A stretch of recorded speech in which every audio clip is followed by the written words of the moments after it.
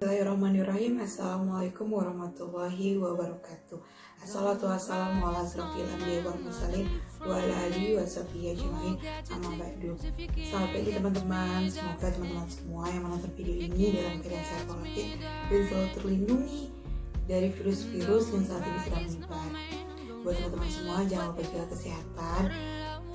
Dan saya berterima kasih yang sebanyak-banyaknya untuk teman-teman semua yang sudah menyempatkan waktunya untuk mengikuti perkuliahan mikro hari ini dan menonton video ini sampai selesai.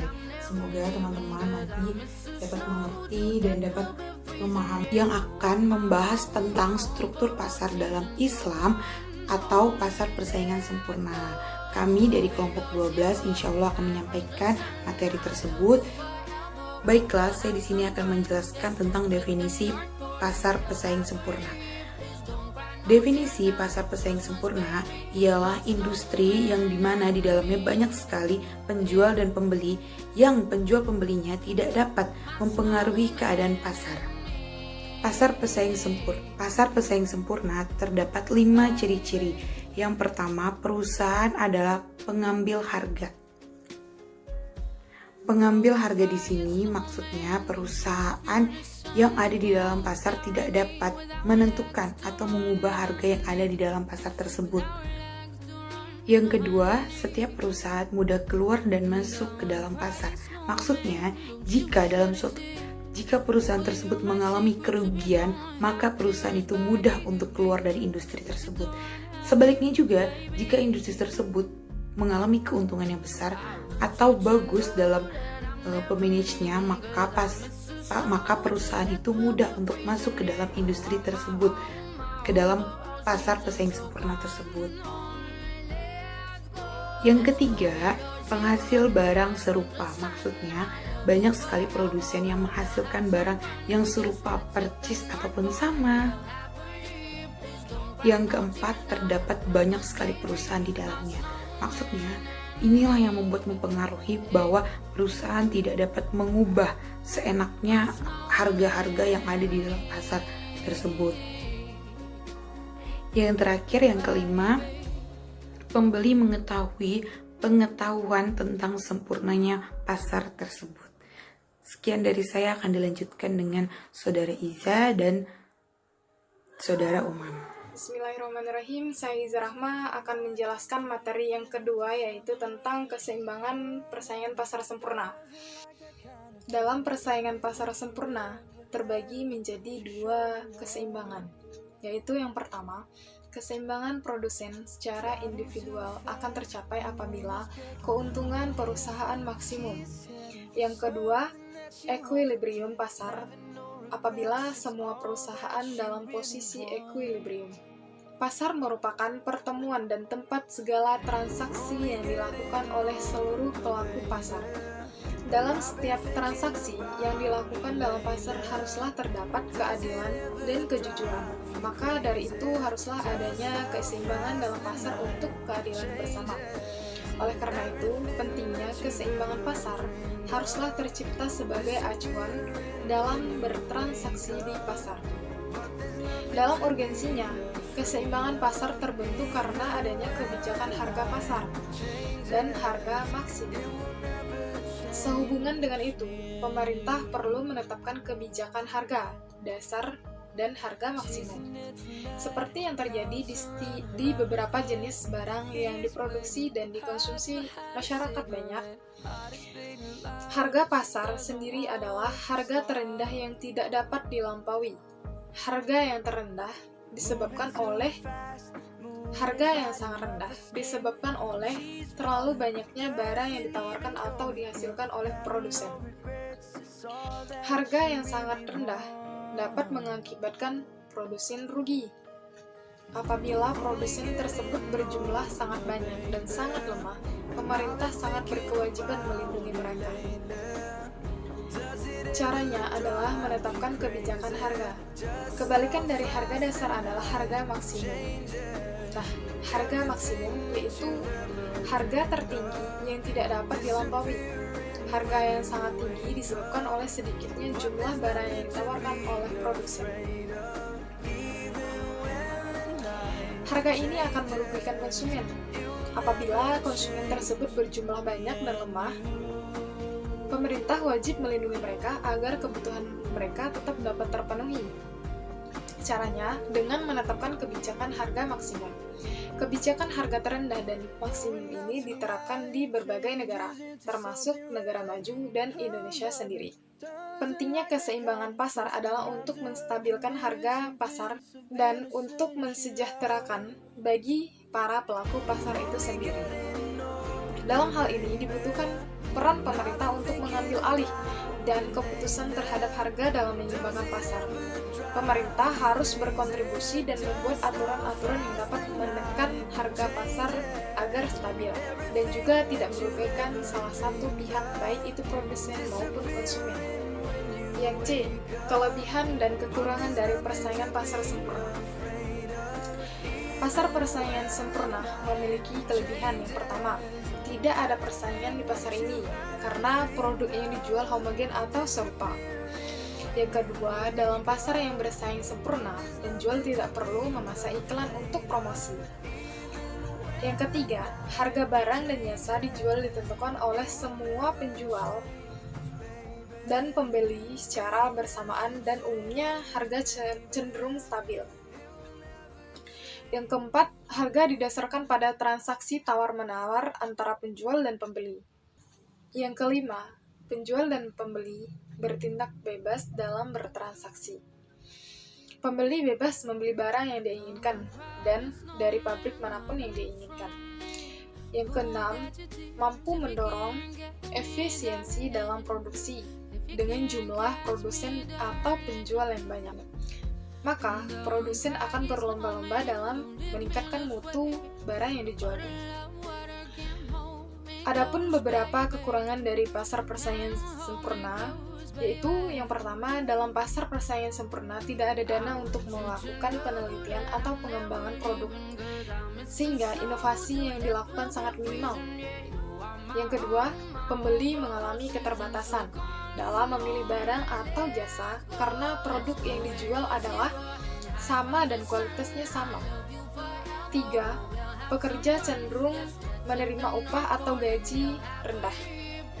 Yang keempat atau yang terakhir, yaitu seringkali ada ketidakseimbangan dalam distribusi pendapatan dari masing-masing produsen yang mengakibatkan konflik keadilan. Oke, langsung saja saya akan melanjutkan bagian D. Pandangan Islam mengenai pasar persaingan sempurna.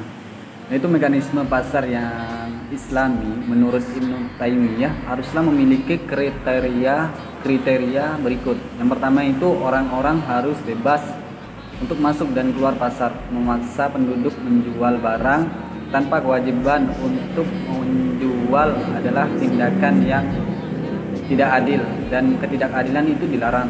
Nah, yang kedua yaitu tingkat informasi yang cukup mengenai kekuatan pasar dan barang-barang dagangan adalah perlu.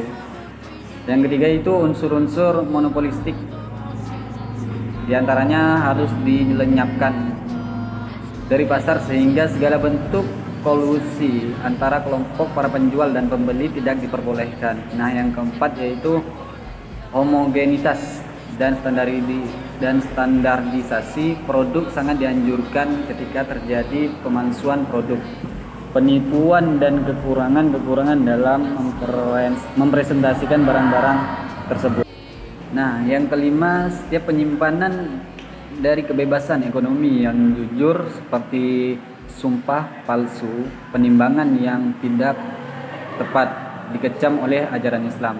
Nah, dari pendapat Ibnu Taimiyah di antara tentang mekanisme pasar dalam Islam, kita dapat melihat mekanisme tersebut mengarah pada karakteristik pasar persaingan sempurna.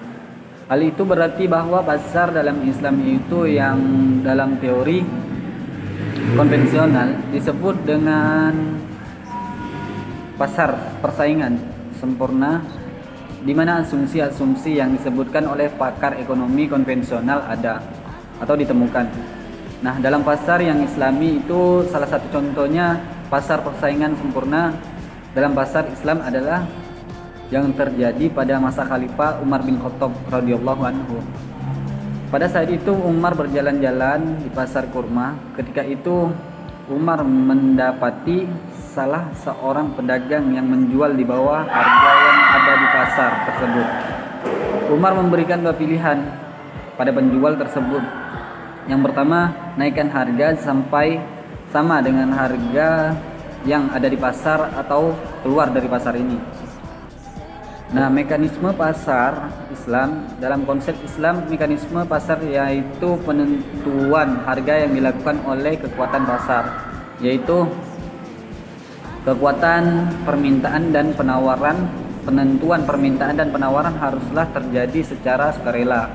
Tidak ada pihak yang merasa terpaksa untuk melakukan transaksi. Pada suatu tingkat penghargaan ajaran Islam terhadap mekanisme pasar berangkat dari ketentuan Allah bahwa perniagaan harus dilakukan secara baik dengan rasa suka sama suka agar mekanisme pasar dapat berjalan dengan baik dan memberikan mutual goodwill bagi para pelakunya. Adapun larangan-larangan yang mengganggu mekanisme pasar yaitu ada 5 di sini. Yang pertama itu talaki ruban, yang kedua mengurangi timbangan, yang ketiga itu menyembunyikan barang cacat karena mendapatkan harga yang baik untuk kualitas barang yang baru. Yang keempat itu transaksi, yang kelima ikhtiar, yang keenam itu gaban atau fahisi atau besar, dilarang yaitu menjual di atas harga pasar, jelas-jelas telah gagal. Nah, dalam menciptakan pasar menuju pasar yang bersaing secara sempurna. Wallahu a'lam bishawab. Mungkin itu presentasi dari kelompok 12. Sekian dari kami, kurang dan salahnya mohon maaf.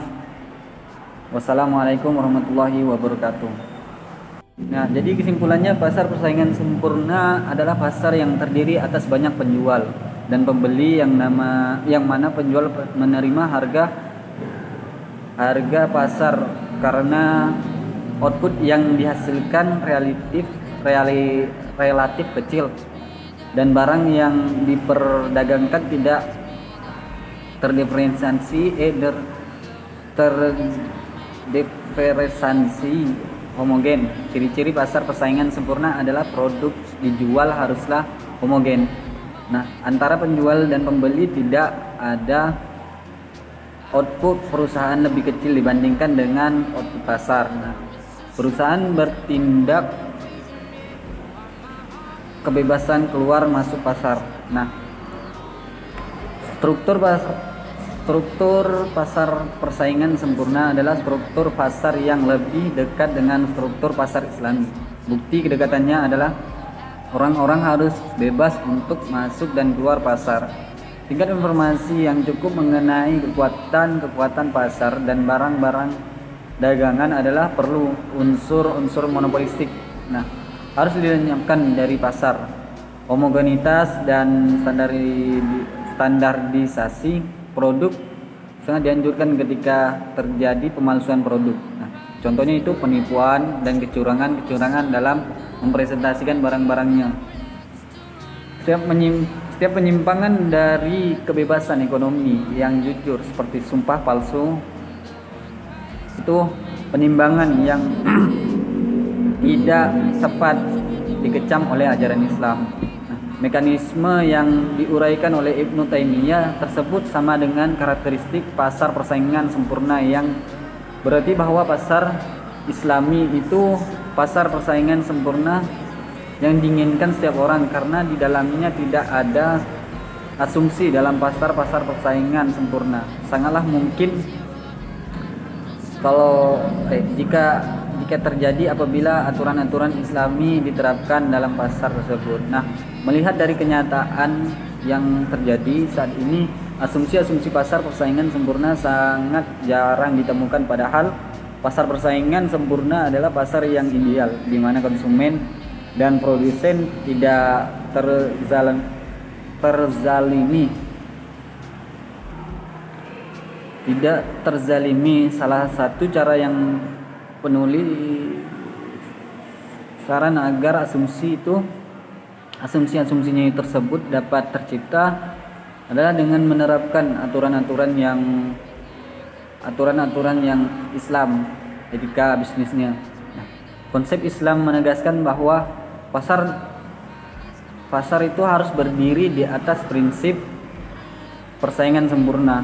Namun demikian bukanlah berarti kebebasan tersebut berlaku mutlak, akan tetapi kebebasan yang dibungkus oleh aturan syariah. Nah, karena pada dasarnya pasar tidak membutuhkan kekuasaan yang besar untuk menentukan apa yang harus dikonsumsi dan produksi. Sebaiknya biarkan setiap individu dibebaskan untuk memilih sendiri yang dibutuhkan dan bagaimana memenuhinya. Nah, inilah pola normal dari pasar keteraturan alami dalam Islam. Al-Ghazali berkaitan dengan ilustrasi dari evolusi pasar. Islam juga telah mengatur bagaimana interaksi-interaksi dalam pasar. Islam melarang adanya penipuan, monopoli riba dan lain-lainnya, yang merupakan awal dari terciptanya mekanisme pasar yang mendekati pasar persaingan sempurna. Allah Subhanahu wa taala menjelaskan dalam Al-Qur'an yang artinya, hai orang-orang yang beriman, janganlah kamu saling memakan harta sesamamu dengan jalan yang batil, kecuali dengan jalan perniagaan yang berlaku dengan suka sama suka di antara kamu. Nah, Quran Surah An-Nisa ayat 29. Dari pembahasan di atas kiranya dapat diambil satu pemahaman bahwa pasar persaingan sempurna itulah yang memiliki kebenaran menurut syariat Islam. Nah, oleh karena itu kita seharusnya saat ini nih kita menggunakan sistem Islam, karena Islam telah mencontohkan bagaimana pasar itu seharusnya bergerak, seperti yang terjadi pada masa Khalifah Umar bin Khattab radhiyallahu anhu. Dengan sistem tersebut berhasil menciptakan pasar persaingan yang sehat, yang sempurna, yang aman dan tentram. Nah, jika ada sistem yang terbukti telah berhasil menciptakan asumsi-asumsi yang mendekati pasar keadilan, diharapkan lantas mengapa kita masih menggunakan sistem yang jelas-jelas telah gagal. Nah, dalam menciptakan pasar menuju pasar yang bersaing secara sempurna. Wallahu a'lam bishawab. Ya, mungkin itu presentasi dari kelompok 12. Sekian dari kami. Kurang dan salahnya mohon maaf. Wassalamualaikum warahmatullahi wabarakatuh. Cipta adalah dengan menerapkan aturan-aturan yang Islam, etika bisnisnya. Nah, konsep Islam menegaskan bahwa pasar itu harus berdiri di atas prinsip persaingan sempurna. Namun demikian bukanlah berarti kebebasan tersebut berlaku mutlak, akan tetapi kebebasan yang dibungkus oleh aturan syariah. Nah, karena pada dasarnya pasar tidak membutuhkan kekuasaan yang besar untuk menentukan apa yang harus dikonsumsi dan produksi. Sebaiknya biarkan setiap individu dibebaskan untuk memilih sendiri yang dibutuhkan dan bagaimana memenuhinya. Nah, inilah pola normal dari pasar keteraturan alami dalam Islam. Al-Ghazali berkaitan dengan ilustrasi dari evolusi pasar. Islam juga telah mengatur bagaimana interaksi-interaksi dalam pasar. Islam melarang adanya penipuan, monopoli riba dan lain-lainnya, yang merupakan awal dari terciptanya mekanisme pasar yang mendekati pasar persaingan sempurna. Allah Subhanahu wa taala menjelaskan dalam Al-Qur'an yang artinya, hai orang-orang yang beriman, janganlah kamu saling memakan harta sesamamu dengan jalan yang batil, kecuali dengan jalan perniagaan yang berlaku dengan suka sama suka di antara kamu. Nah, Quran surah An-Nisa ayat 29. Dari pembahasan di atas kiranya dapat diambil satu pemahaman bahwa pasar persaingan sempurna itulah yang memiliki kebenaran menurut syariat Islam. Nah, oleh karena itu kita seharusnya saat ini nih kita menggunakan sistem Islam, karena Islam telah mencontohkan bagaimana pasar itu seharusnya bergerak. Seperti yang terjadi pada masa Khalifah Umar bin Khattab radhiyallahu anhu, dengan sistem tersebut berhasil menciptakan pasar persaingan yang sehat, yang sempurna, yang aman dan tentram. Nah, jika ada sistem yang terbukti telah berhasil menciptakan asumsi-asumsi yang mendekati pasar keadilan, diharapkan lantas mengapa kita masih menggunakan sistem yang jelas-jelas telah gagal. Nah, dalam menciptakan pasar menuju pasar yang bersaing secara sempurna. Wallahu a'lam bishawab.